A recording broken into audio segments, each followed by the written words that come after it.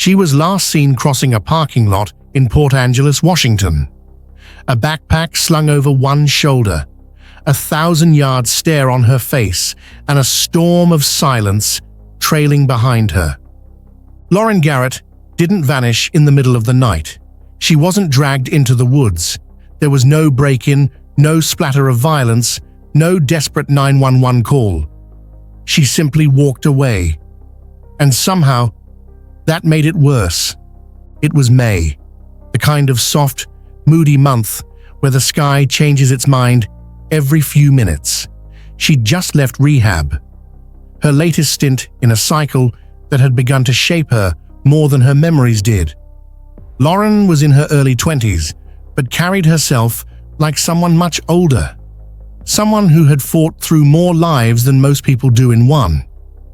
The last thing her family heard was that she was on her way to a halfway house. But she never made it.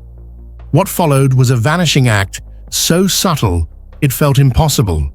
The only trace of her that remained was a surveillance video, grainy, distant, frustrating, showing Lauryn at a nearby store, buying some food, possibly calling someone on a payphone. And then, nothing. For weeks, then months, no one could say with certainty what had happened to her. Had she fallen back into drugs? Was she trafficked? Did she run into someone who meant her harm? Or was she running from something even worse? Authorities weren't sure what to think, and truthfully, neither was her family. Lauryn had always been complicated, beautiful, brilliant, deeply intuitive, but with shadows inside her that never fully left. Shadows that sometimes made her impossible to reach, even when she was standing right in front of you. But this time was different. This time, she wasn't answering calls. She wasn't picking up her prescriptions. Her bank account sat untouched. And her father, a man who had fought every fight he could to bring her back from the brink, was suddenly looking at a world where missing person wasn't a metaphor anymore. It was real, cold, official, and it didn't feel like Lauryn at all. By June, the whispers began. Maybe she didn't want to be found. Maybe she had finally cut the last thread between herself and the life she was trying to outrun. But still, her father refused to believe she'd leave without a word. Not like this, not again. The strange thing about Lauryn's disappearance wasn't just the lack of clues. It was the total emotional dissonance. Some people said she looked hopeful in the last video. Others swore she seemed lost, distracted, or deeply scared, as if even the final images she left behind refused to give any clear answer. And maybe that's the whole story of Lauryn Garrett, a girl who had always danced between freedom and escape, between healing and harm, a young woman who had seen too much of life, too fast, and knew how to disappear without making a sound. But what no one could predict was what would eventually surface, and the reason why she left in the first place. The weeks turned into months, and Lauryn's absence began to feel less like a mystery and more like a sentence. Her family, especially her father, wasn't just living without her. They were living inside the unanswered question of her. Every street corner, every gas station, every woman walking alone in a hoodie. He looked twice. Every phone call after midnight made his heart seize in his chest. And yet, nothing ever came. Not a ransom, not a note, not even a rumor with weight. The strangest part? It seemed like Lauryn had evaporated. Not just from Port Angeles, but from the system. There were no sightings, no reports, no one even pretending to have seen her. It was as if she'd stepped off the map entirely, like she had trained for this kind of disappearance. Not in a criminal sense, but emotionally, spiritually. She had always kept parts of herself locked away. Now, she'd just gone further than anyone imagined. And then came the backpack. found abandoned under a bridge 2 towns over, dirty, water-damaged, zipped up tight like someone had placed it there, deliberately, not in a rush. Inside, basic toiletries, a few personal items, a used notebook with the first several pages ripped out, but no ID, no phone, no answers. Still, her father clung to it, because for the first time in nearly a year, there was something. The media picked up the scent briefly, circling the story like hungry dogs. They loved the image. A troubled young woman with striking features, with mystery in her eyes and a complicated past in her wake. Former rehab patient vanishes without a trace. The headline practically wrote itself. But the public's attention span is shorter than grief's lifespan, and soon, Lauryn was yesterday's news. Not to her father. He went on podcasts. He posted to forums. He begged for help online. Anything. Any lead. He printed flyers himself, even when no one wanted to hang them anymore. Missing? Lauryn Garrett, early 20s, last seen May 2010, maybe disoriented, maybe in danger. Please call. Each time the paper curled in the sun and rain, he replaced it. And still, silence. But here's the thing about the truth. It doesn't always explode. Sometimes, it drips. The first crack came from a nurse working at a small clinic on the Oregon coast. She'd seen someone matching Lauryn's description. Came in quietly, didn't give a name, left before finishing the paperwork. Then another. A woman in Portland swore she'd spoken to Lauryn at a food bank.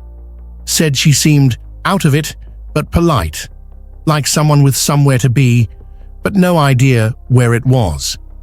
None of these tips had timestamps. None could be confirmed. But one detail kept popping up again and again. She was alone, not trafficked, not held captive, not in danger, just alone. And that was when everything changed. Not because Lauryn was found, but because deep down, people started to realize what may have always been true. She didn't vanish. She walked away. By choice. That realization that this might not be a rescue mission, but a waiting game, was harder than any parent should have to accept. But he did, eventually.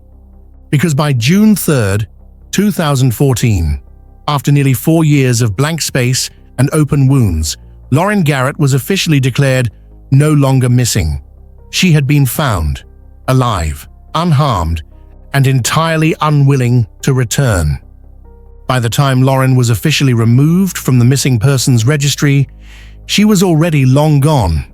Not from this world, but from the one that used to know her. She hadn't vanished into darkness. She'd simply stepped through it and decided to stay on the other side. And what haunted people most wasn't where she had gone. It was that she didn't want to come back. There was no police standoff, no emotional reunion on a front porch with news cameras rolling. There was no tear-streaked confession about being held against her will, because none of that happened. What happened was stranger. She left on her own, and she stayed gone, with a kind of quiet discipline that suggested it wasn't impulsive, it was chosen, controlled, even rehearsed. In the years since her departure, Lauryn had woven herself into shadows across the Pacific Northwest, living under first names only, working odd jobs, sleeping in shelters or abandoned houses. She didn't rely on anyone. She didn't tell stories. If someone tried to connect, she smiled politely and left the next day. People remembered her, but only faintly. Like a dream they couldn't piece together when they woke up. And still, those who met her described the same strange energy. She wasn't scared, one man remembered. She just looked unreachable. In the absence of clear answers, theories multiplied. Some insisted Lauryn had suffered a mental break. a disassociation from reality brought on by trauma, addiction, or something darker. Others believed she was hiding from someone or something, a dangerous past, a buried crime, a secret only she knew. But those were just guesses, because Lauryn never explained. Even when contacted by investigators, even when her family begged for contact, she declined. Not rudely, not cruelly, just calmly. And that calm was what rattled people the most. She wasn't lost, she wasn't trapped, she was free. And she preferred it that way. Back home, her father tried to make sense of it. He wanted to be relieved. But how do you celebrate when someone survives? By erasing you. Some nights, he would sit with her yearbook open on the kitchen table, her face frozen in time, a hopeful caption under her senior portrait. "Chase, what makes your heart race?" He wondered if she'd taken that literally. But even as years passed and public interest faded, there were still traces of her. Whispers along the coast, sightings in cities, her name popping up in social worker notes and coffee shop receipts. It was clear she was still out there, alive, unwilling to be claimed, unwilling to come home. Some would call that selfish. Others might say it's survival. Either way, Lauryn had become her own ghost, not haunting others, but haunting the version of herself that everyone else missed. And what no one dared to say out loud was this: maybe she didn't want to be found, because being found would mean being seen. And Lauryn had spent her entire life learning how to disappear. They called off the search on June 3rd, 2014. Not because Lauryn Garrett was found in the way people hoped, rescued from danger, tearfully returned to her childhood home, embraced under the warm kitchen lights that had waited so long. Number it ended because she said so. Because Lauryn, wherever she was, told them to stop. No press conference, no welcome party, no answers. Just one final word, through the right channels: "I'm not missing." And just like that, the file was closed. The posters came down, the chatter quieted, and the story that once carried so much urgency simply dissolved. But for those who loved her, for her father, her siblings, her childhood friends, the ending didn't feel like relief. It felt like a cliff. Because Lauryn's story wasn't about survival in the conventional sense. She hadn't been held captive. She hadn't been coerced. There was no enemy, no man in the shadows, no van scouring the highway. The person Lauryn escaped from was Lauryn. The version that everyone knew, the life they believed she wanted, the world that said she should be okay. That world, with its expectations, pressure, sympathy, and judgment, was exactly what she'd walked away from, step by step, mile by mile, day by day. And what haunted people most wasn't what had happened to her. It was that she'd chosen to disappear. Imagine being a parent, putting up flyers, holding out hope, talking to strangers who claimed sightings, only to find out your child wasn't in danger. She was just done with you. That kind of heartbreak doesn't come with closure. It comes with echoes. Somewhere out there, Lauryn Garrett was alive. Maybe she was sitting in a cafe with a book. Maybe she had a new name, a different haircut, a whole new voice. Maybe she was smiling more now, or not at all. But what's undeniable is this: she no longer belonged to the story the world had written for her. She didn't owe us her presence. She didn't owe anyone a reunion. Because not all disappearances are crimes. Some are escape routes. And that's what Lauryn took. The tragedy wasn't that she was gone. The tragedy was how easily society confused autonomy with abandonment. How quickly the narrative shifts when a woman claims silence over explanation.